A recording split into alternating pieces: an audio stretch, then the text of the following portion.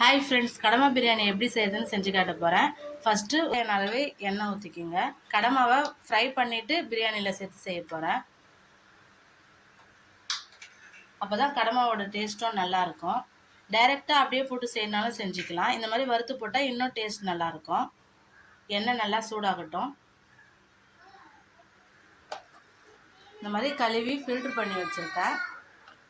அந்த கடமாவை எடுத்து போட்டுக்குங்க.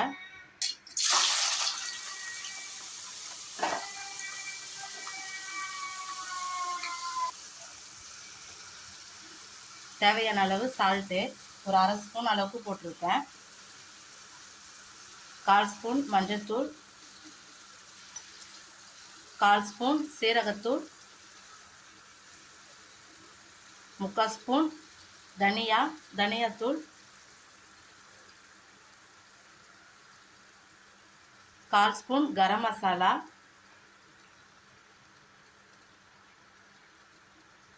3/4 spoon chilli powder, 1/2 spoon biryani masala. எல்லாத்தையும் போட்டு நல்லா மிக்ஸ் பண்ணிக்கலாம்.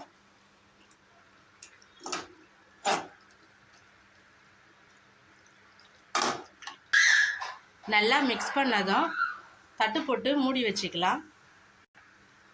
கடமையில் தண்ணி ஊற்ற வேணாம், அது அப்படியே இருந்தாலே தண்ணி வந்துடும். இப்படியே ஒரு 5 நிமிஷம் போல் மூடி வச்சுருங்க. நல்லா கடமை வேகட்டும். கடமை வந்துட்டு இருக்கும் போதே இன்னொரு பக்கம் சாப்பாடு ரெடி பண்ணி 100 ml எண்ணெய் ஊற்றிக்குங்க.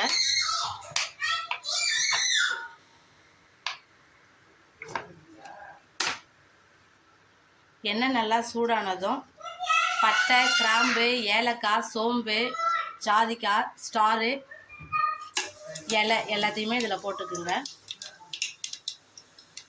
நல்லா பொரிஞ்சதும் 5 மீடியம் சைஸ் வெங்காயத்தை கட் பண்ணி வச்சுருக்கேன்.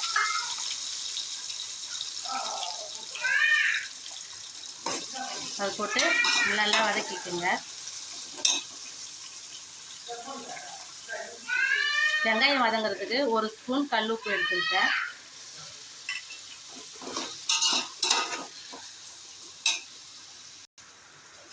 வெங்காயம் நல்லா வதங்கட்டும்.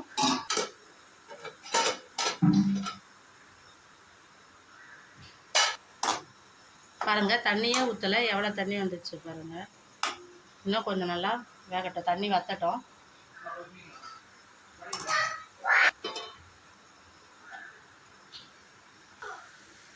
கடமை நல்லா வறுத்தாச்சு, ஆஃப் பண்ணிக்கலாம். வெங்காயம் நல்லா வதங்கிடுச்சு.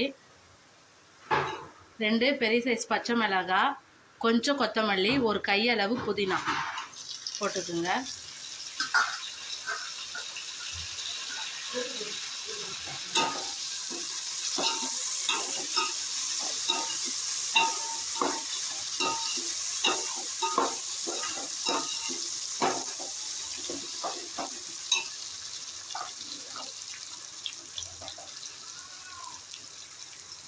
ரெண்டு ஸ்பூன் இஞ்சி பூண்டு பேஸ்ட்டு,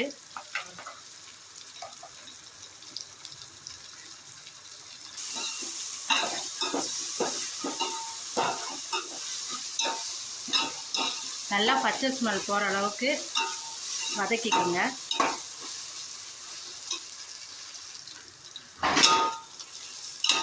நல்லா வதங்கிடுச்சு.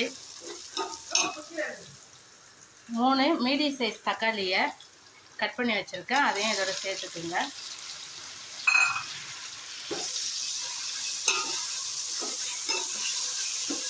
நேரம் அப்படியே மூடி போட்டு வைக்கலாம்.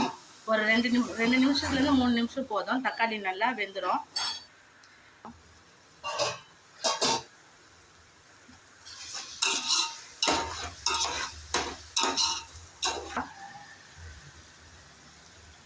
அரை ஸ்பூன் மஞ்சள்தூள்,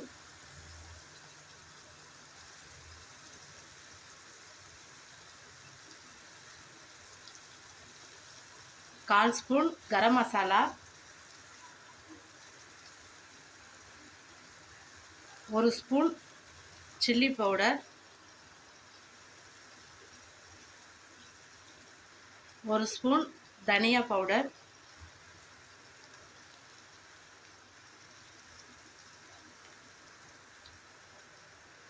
1 ஸ்பூன் பிரியாணி மசாலா,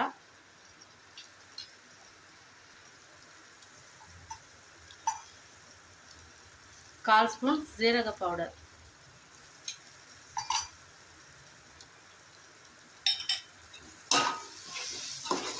நல்லா மிக்ஸ் பண்ணிக்கலாம். 1 ஸ்பூன் தயிர் ஊற்றிக்குங்க.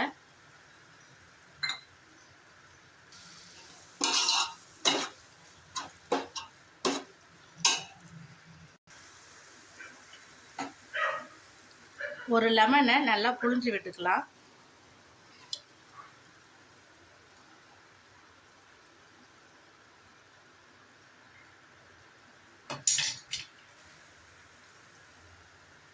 எண்ணெய் நல்லா பிரிஞ்சு வந்துடுச்சு. 1/2 கிளாஸ் எடுத்து வச்சுருக்கேன். அதுக்கு 2/2 கிளாஸ் அப்படின்னா 2.25 கிளாஸ் தண்ணி ஊற்றிக்கிங்க.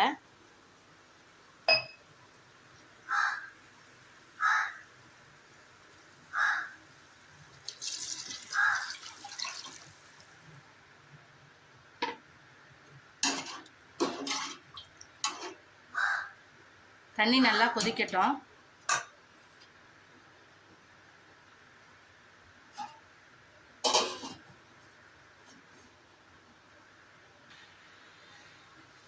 தண்ணி நல்லா கொதிச்சிடுச்சு. கழுவி வச்ச அரிசி எடுத்து போட்டுக்கலாம்.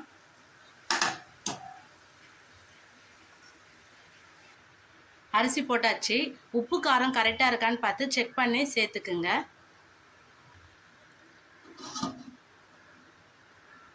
கால் தம் போட்டுக்கலாம். சிம்மில் வச்சுட்டு 1/4 தம் போடணும். மேலே ஒரு வெயிட்டை வச்சு. நான் இன்னும் வறுத்து வச்ச கடமை சேர்க்கல, அதனால் 10 நிமிஷம் தம் போட்டுட்டு அதுக்கப்புறமா வறுத்து வச்ச கடமாவை சேர்த்து 5 நிமிஷம் தம் போடுவேன். மொத்தம் 15 நிமிஷம். 10 நிமிஷம் ஆகிடுச்சு. ஓப்பன் பண்ணி வறுத்து வச்ச கடமாவை சேர்த்துக்கலாம்.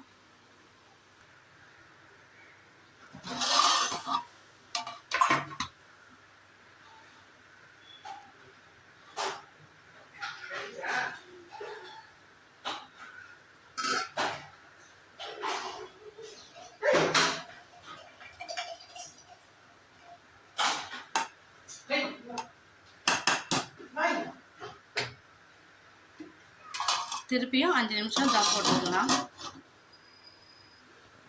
5 நிமிஷம் ஆகிடுச்சு. ஸ்டவ் ஆஃப் பண்ணிவிட்டு இறக்கி வச்சிடலாம்.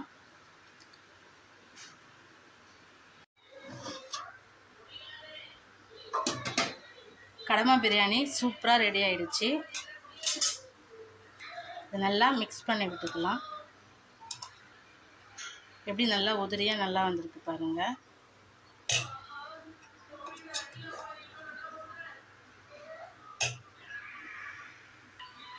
சூப்பரான கடமா பிரியாணி ரெடி. இதேமாரி நீங்களும் உங்கள் வீட்டில் செஞ்சு சாப்பிடுங்க.